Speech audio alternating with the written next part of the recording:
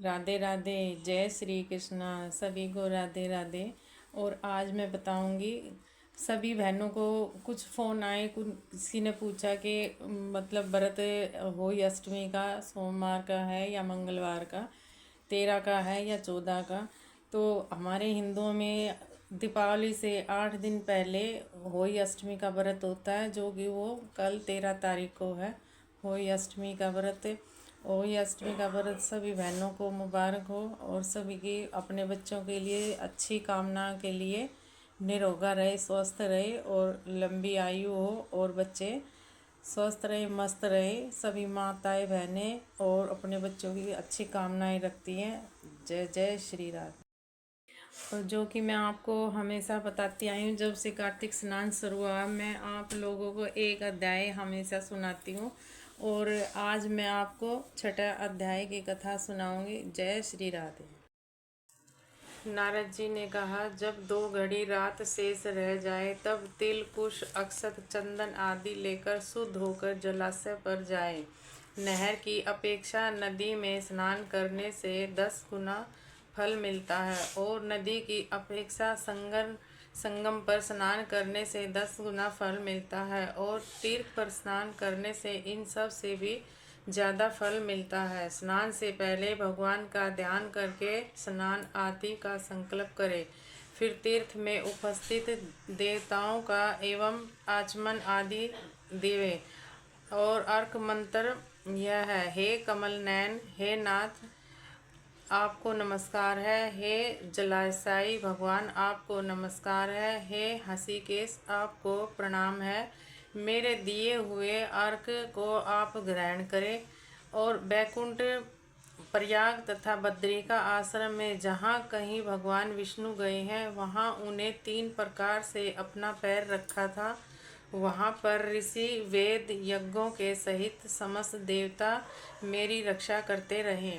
हे जनार्दन, हे दामोदर, हे देवेश, आपको प्रसन्न करने के लिए मैं कार्तिक पक्ष में विदित प्रातः स्नान कर रही हूँ।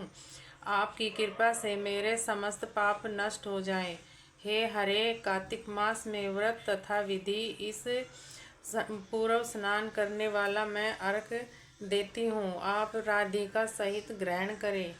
हे कृष्णे, हे प्रबल राक्षसों का नाश करने वाले भगवान, हे पाप नाश, कार्तिक मास में नित्य प्रति दिए हुए मेरे इस अर्घ द्वारा कार्तिक स्नान का व्रत करने वाला फल मुझे प्राप्त हो।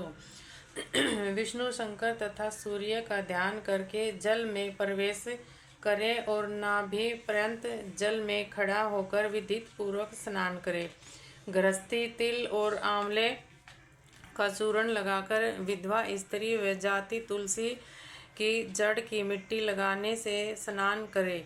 सप्तमी, अमावस, नवमी, त्रयोदशी, तृतीया, दशमी आदि तिथियां को आंवला तथा तिल से स्नान नहीं करना चाहिए। स्नान करते हुए निम्न शब्द कहे, जिस भक्ति भाव से भगवान ने देवताओं के कार्य के लिए 3 प्रकार का रूप धारण किया था, वही पाप नाशक भगवान विष्णु अपनी कृपा से मुझे पवित्र बनाए। विष्णु जी की आज्ञा से कार्तिक व्रत करने वालों के सारे इंद्र आदि देवता रक्षा करते हैं, अतः वह मुझको बहुत प्रिय है। बीजों, रहस्य तथा यज्ञों सहित वेदों के मंत्र, कश्यप आदि ऋषि, इन आदि देवताओं मुझे पवित्र करें। गंगा आदि सभी नदियाँ, संपूर्ण तीर्थों, 7 समुंदर और समस्त जलाशय मुझको पवित्र करें।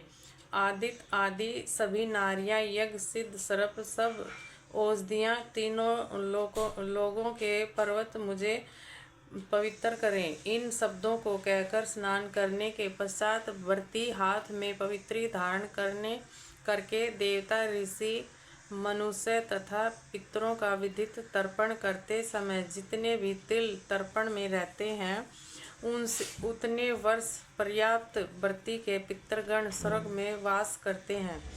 तत्पश्चात व्रत करने वाला जल से निकलकर शुद्ध वस्त्र पहने और प्रातः काल के सब तीर्थों से निवृत्त होकर पुण्य भगवान विष्णु का भजन करे। समस्त तीर्थों के सारे देवता का स्मरण करके भक्ति पूर्वक सावधान होकर चंदन फूल और फलों सहित भगवान विष्णु को फिर अर्घ देवे। अर्घ मंत्र का अर्थ यह है, पवित्र कार्तिक मास में मैंने स्नान किया है। हे विष्णु जी, राधिका के साथ आप मेरे दिए हुए अर्घ को ग्रहण करें। पश्चात चंदन फूल और तमालू आदि वेद पाठी ब्राह्मणों का श्राद्ध पूर्वक पूजन करें और बार बार साष्टांग प्रणाम करें। ब्राह्मणों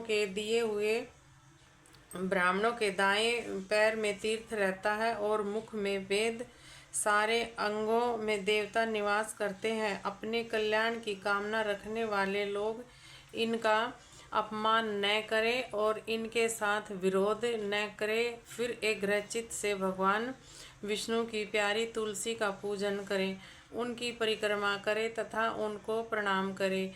हे देवी, हे तुलसी, हे देवताओं ने ही प्राचीन काल से तुम्हारा निर्माण किया है और ऋषियों ने तुम्हारा पूजन किया है।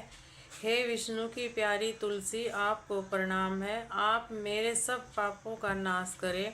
इस प्रकार भक्ति पूर्वक जो लोग कार्तिक व्रत का अनुष्ठान करते हैं वह संसार में सुखों को भोगते हुए अंत में मुक्ति को प्राप्त करते हैं। सारे रोगों का नाश करने वाले, पापों का नाश करने वाला, मनुष्य को श्रेष्ठ बुद्धि देने वाला, धन आदि का साधन, मुक्त और कोई उत्तम व्रत इस संसार में नहीं है। और कार्तिक मास में बड़ा ही महत्व है ब्रह्म मुहूर्त में उठ के स्नान करना। राधे राधे, जय जय श्री राधे।